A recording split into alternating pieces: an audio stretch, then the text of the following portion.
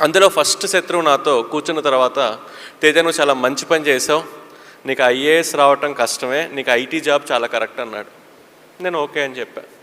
రెండో శత్రువు అన్నాడు, తేజ నీకు ఐఏఎస్ అసలు రాదు, నీకు ఐటీ జాబే కరెక్ట్ అన్నాడు.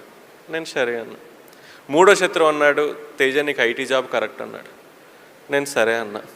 ఆ ముగ్గురు శత్రువులు నాతో మాట్లాడిన తర్వాత నేను ఆ ముగ్గురితో చెప్పాను, నాకు తెలుసు నాకు ఐఏఎస్ రావటం కష్టమే అని. కాకపోతే నాకు అర్థం కానిది ఏంటంటే ఎందుకు నాకు ఐఏఎస్ రావటం కష్టం అని. అప్పుడు ఫస్ట్ శత్రువు నాతో చెప్పాడు, తేజ ఏం లేదు, ఐఏఎస్ ఎగ్జామ్లో 2000 మార్క్స్కి రిటర్న్ ఎగ్జామినేషన్, నీ హ్యాండ్ రైటింగ్ కొంచెం బాగోదు కదా, అందుకని నీకు తక్కువ మార్క్స్ వస్తున్నాయి, అందుకని నీకు ఐఏఎస్ రావట్లేదని చెప్పాడు.